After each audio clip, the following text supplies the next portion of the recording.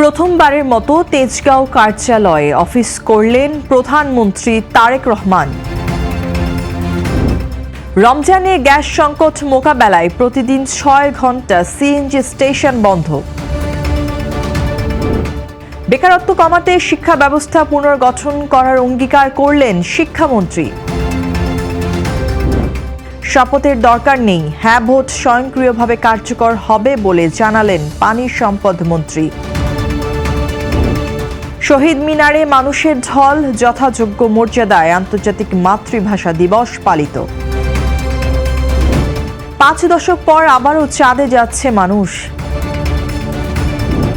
100-এর নিলামে 23 জন বাংলাদেশি ক্রিকেটার। শুভ সন্ধ্যা, স্বাগত জানাচ্ছি বাংলাদেশ প্রতিদিন সংবাদে। এতক্ষণ শুনছিলেন সংবাদ শিরোনাম, এবারে বিস্তারিত। ভবিষ্যৎ হোক নিরাপদ, বিনিয়োগ হোক বিশ্বস্ত, আর আমার পছন্দ সল্ট বে। ওয়েলকাম টু সল্ট বে। ছুটির দিনে প্রথমবার তেজগাঁওয়ে অফিস করলেন প্রধানমন্ত্রী তারেক রহমান। কার্যালয়ে পৌঁছালে তাকে স্বাগত জানান মুখ্য সচিব ABM আব্দুস সাত্তার ও অতিরিক্ত প্রেস সচিব আতিকুর রহমান রুমন। প্রধানমন্ত্রী তার কার্যালয় প্রাঙ্গণে একটি স্বর্ণ চাপা ফুলের চারা রোপণ করেন এবং বিশেষ মোনাজাতে অংশ নেন। এরপর তিনি শহীদ দিবস ও আন্তর্জাতিক মাতৃভাষা দিবস উপলক্ষে বিশেষ স্মারক ডাকটিকিট উন্মোচন ও স্বাক্ষর করেন। প্রথম কার্যদিবসে তিনি কার্যালয়ের পুরনো কর্মকর্তা কর্মচারীদের সঙ্গে অত্যন্ত আন্তরিকভাবে কুশল বিনিময় করেন। পরবর্তীতে প্রধানমন্ত্রীর সভাপতিত্বে ধর্মীয় ও সামাজিক সম্প্রীতি রক্ষায় একটি গুরুত্বপূর্ণ নীতি নির্ধারণী সভা অনুষ্ঠিত হয়। সভায় দেশের শান্তি ও স্থিতিশীলতা বজায় রাখতে এবং বিভেদ সৃষ্টিকারী অতৎপরতা রোধে কর্মকর্তাদের কঠোর নির্দেশ দেন তিনি। বৈঠকে মন্ত্রী, প্রতিরক্ষা উপদেষ্টা ও ঊর্ধ্বতন কর্মকর্তারা উপস্থিত ছিলেন। এই সফরের মধ্য দিয়ে প্রধানমন্ত্রীর কার্যালয়ে দাপ্তরিক কার্যক্রম পূর্ণ গতিতে শুরু হলো। পবিত্র রমজান মাসে বিদ্যুৎ উৎপাদন কেন্দ্রে গ্যাসের নিরবচ্ছিন্ন সরবরাহ নিশ্চিত করতে প্রতিদিন ৬ ঘন্টা সিএনজি স্টেশন বন্ধ রাখার সিদ্ধান্ত নিয়েছে সরকার। জ্বালানি ও খনিজ সম্পদ বিভাগের বিজ্ঞপ্তি অনুযায়ী রমজানের প্রথম দিন থেকে 14 মার্চ পর্যন্ত প্রতিদিন বিকেল ৩টা থেকে রাত 9টা পর্যন্ত সারা দেশে সিএনজি ফিলিং স্টেশন বন্ধ থাকবে। গ্যাসের নিম্নচাপ নিয়ন্ত্রণ এবং বিদ্যুৎ কেন্দ্রের সরবরাহ অগ্রাধিকার দিতেই এই পদক্ষেপ নেওয়া হয়েছে। তবে ঈদ উল ফিতর উপলক্ষে ঘরমুখী মানুষের যাতায়াত নির্বিঘ্ন করতে বিশেষ ছাড় দেওয়া হয়েছে।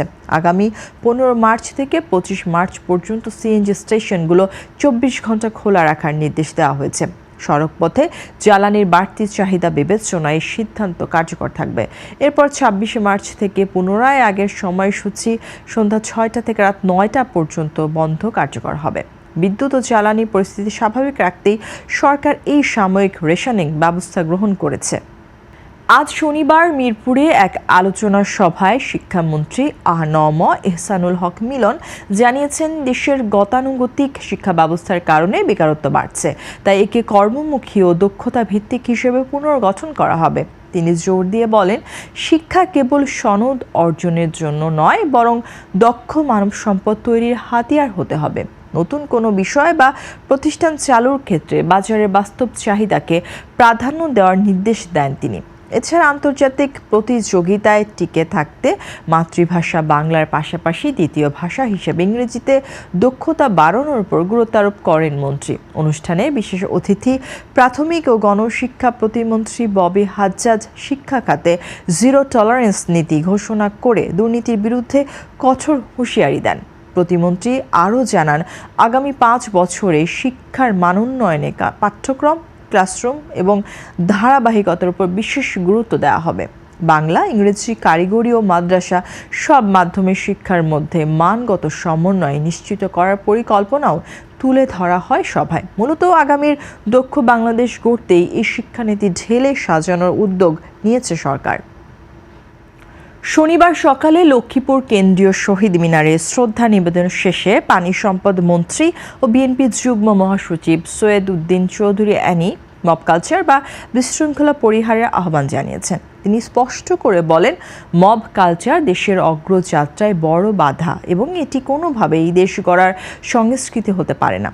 বিশৃঙ্খল পরিবেশ সৃষ্টি না করে সবাইকে নিজ নিজ অবস্থান থেকে দায়িত্বশীল ভূমিকা পালন করার অনুরোধ জানান তিনি।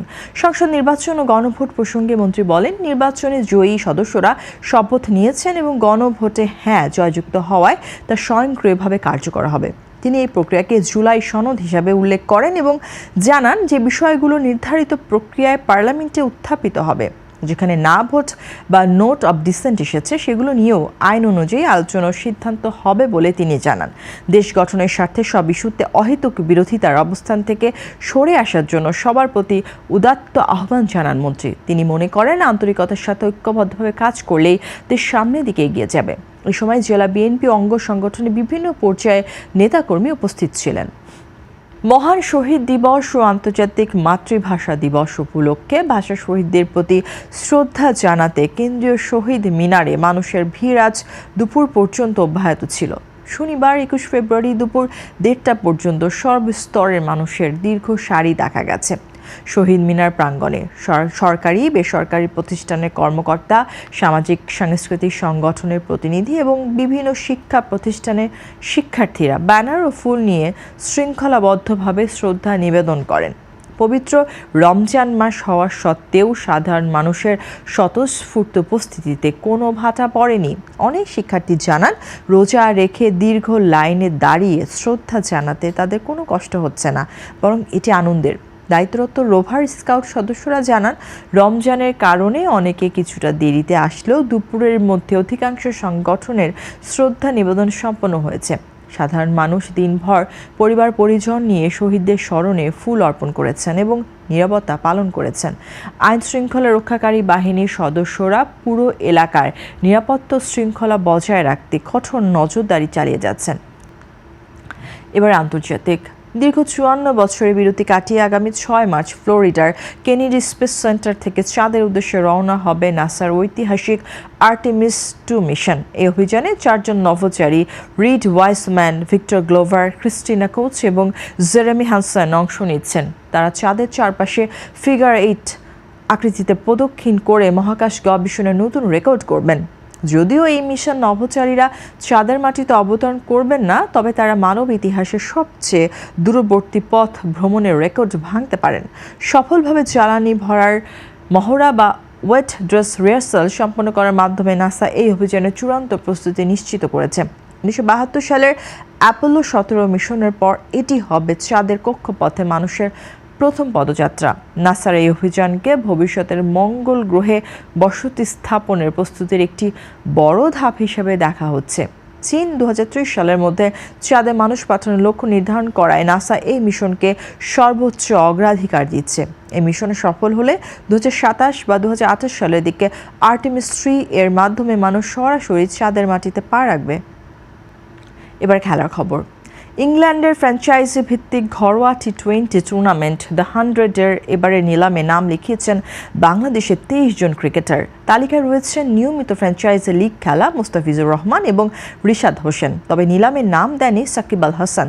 বাঁহাতি পেসার মুস্তাফিজের ভিত্তি মূল্য ধরা হয়েছে 1 লাখ পাউন্ড, যা সর্বোচ্চ ক্যাটাগরি।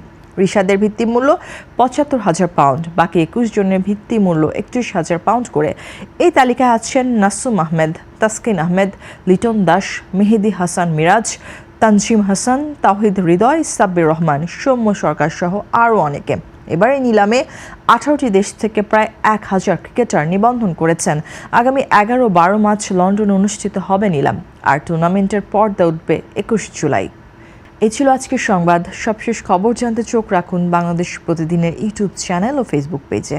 সবাইকে অসংখ্য ধন্যবাদ।